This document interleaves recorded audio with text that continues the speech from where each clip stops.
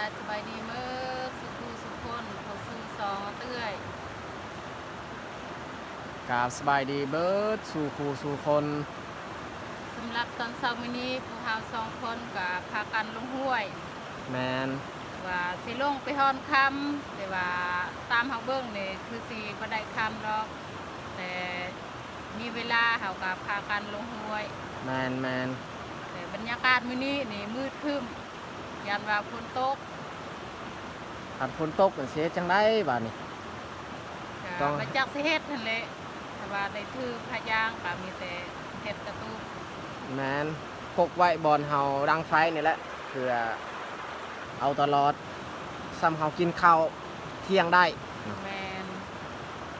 โอเคทุกคนมีแต่ติดตามเบิ่งติดตามชมนำเขาว่ามีการเป็นไว้เป็นได้แน่สิมีคำอยู่บ่บอลในนี่มันมีก็มาจากสิเฮ็ดนั่นแหละ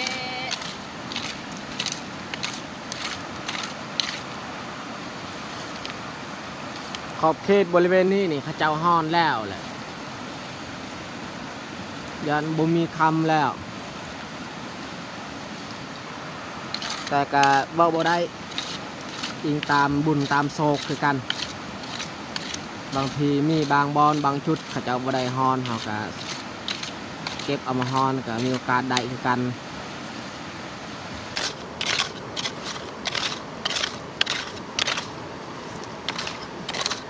บริเวณนี้นี่อันนี้ก็เขาฮอนแล้วเพราะว่ามีนี่ฮอนเบิดเรื่องนี้เขาก็ฮอนนี่เขาก็ฮอน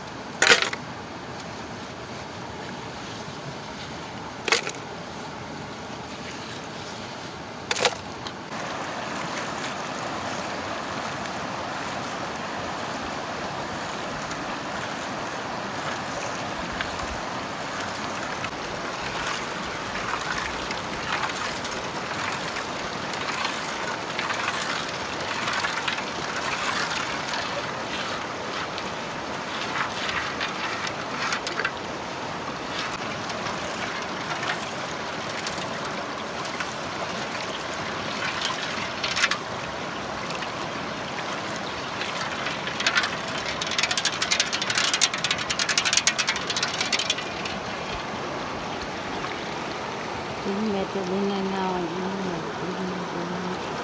บ่เห็นพอเม็ดเลยโอ้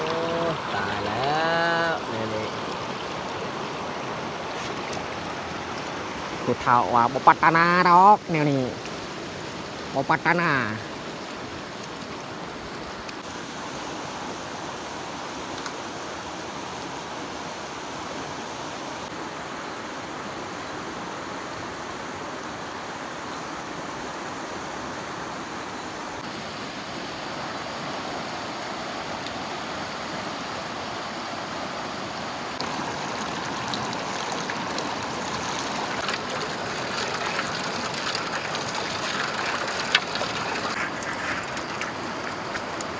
ขันครั้งนี้ก็บ่ได้นี่ขออีกสิลองฮอน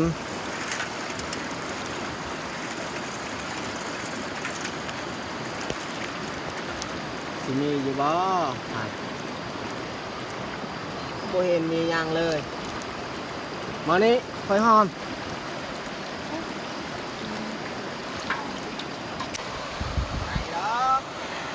เบายับนี่เลาะไปเบิ่งบอนพลานหินบอนเข้าบ่เคยฮอนนี่เพิ่นว่าสิไปฮอนอีก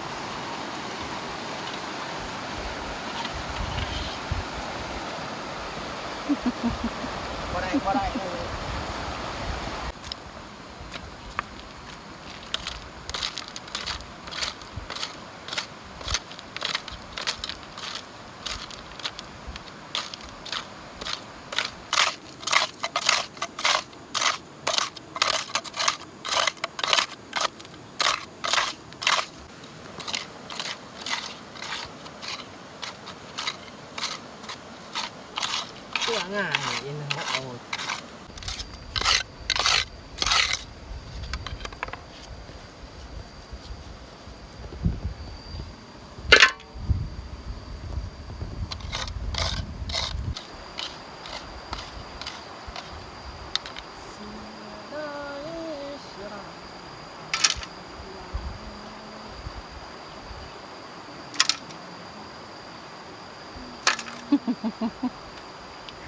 ว่า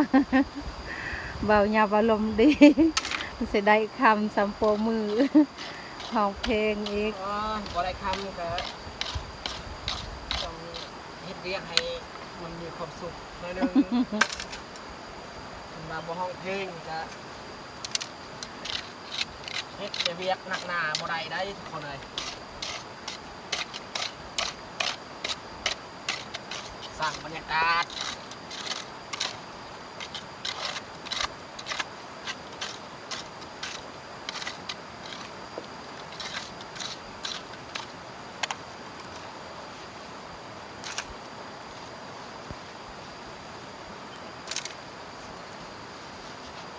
มาดูมาเบิ่งว่ามันสิมีคำหรือบ่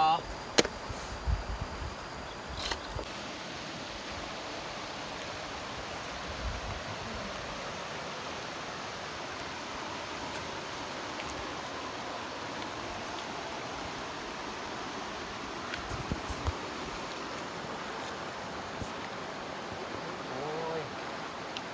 ฝนตกมาอีกแล้วพี่น้องเอ้ย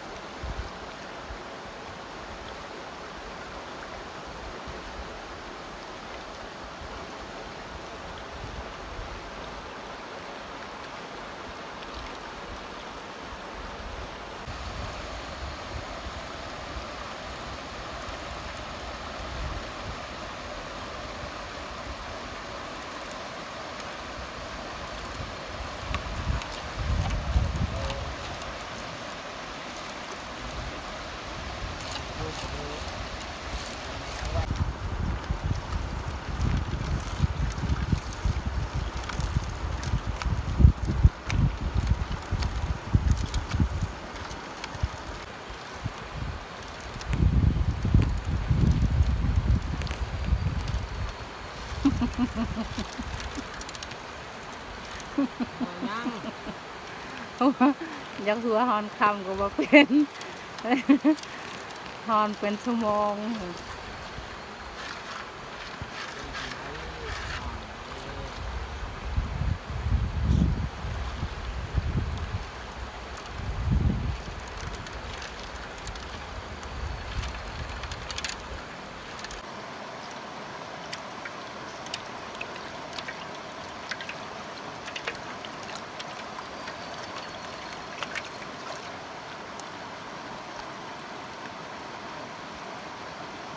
โอ้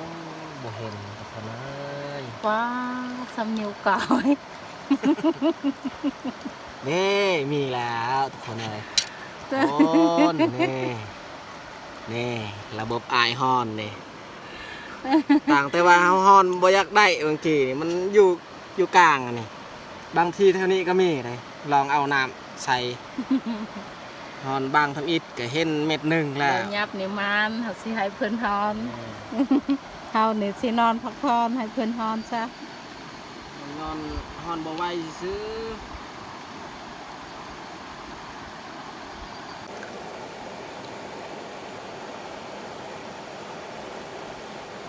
2 เม็ดกับเม็ดน้อย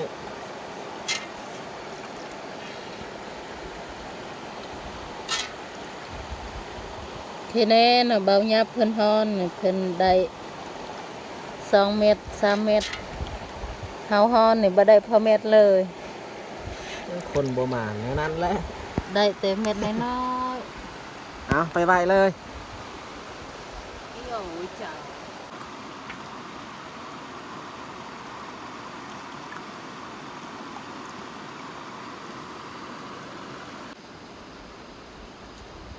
เฮ้ยสิให้เบายับนี่มาเฮ็ดกินเพราะว่ารู้สึกหิวข้าวแล้ว เพิ่นดังไพ่กับบอนทีเขาดังแล้วพระเจ้ามาฮอนคำเขาก็ดังไพ่อยู่นี้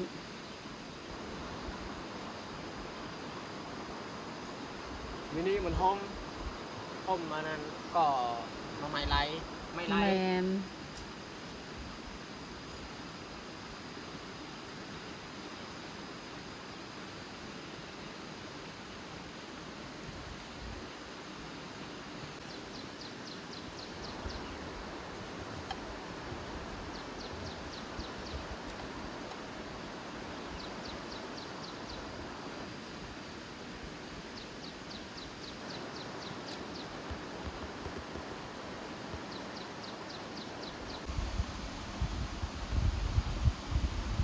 บ่าวยับนี่เพิ่นเฮ็ดอาหารเที่ยงมื้อนี้นี่เพิ่นได้ย่างมากินปลาปลาปลานิ่นนี่แหละปลาแห้ง คิดว่าปลาไปจับเอาแต่ห้วย บ่ได้ดอกป่วยบ้านเฮาสิคั่วปลากับอันมาแข้ง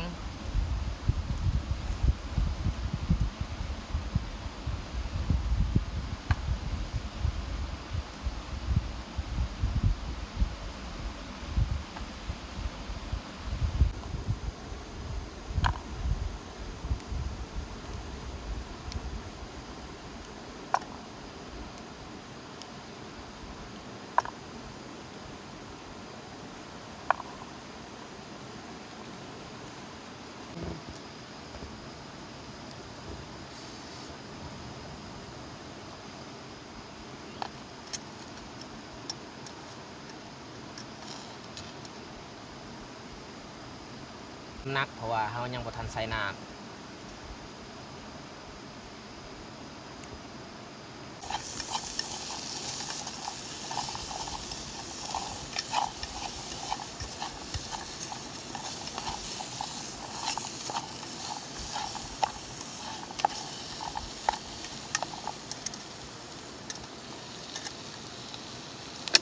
น้ำใส่เลย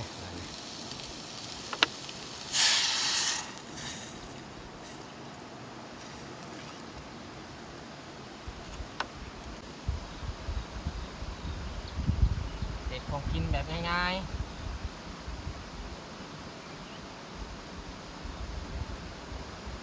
ยามมีก็กินยามบ่มีก็อดเอา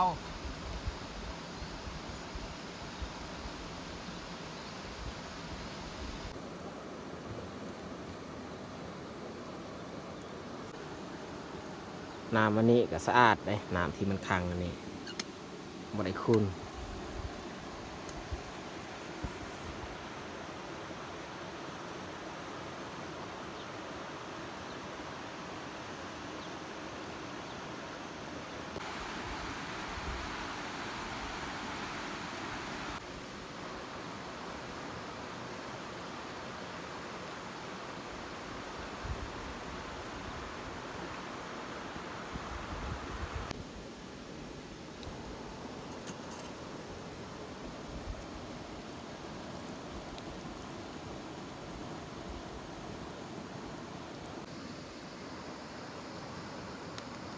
ของกินเฮาก็สุกแล้ว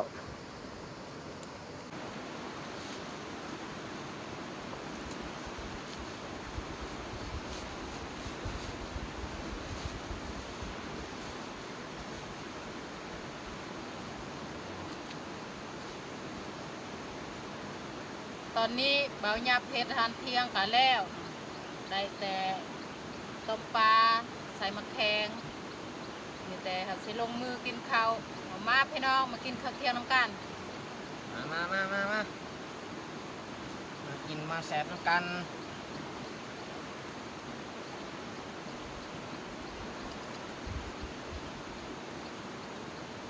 ตอนค่ำนี่ยังมาทันได้แต่หิวข้าวก่อน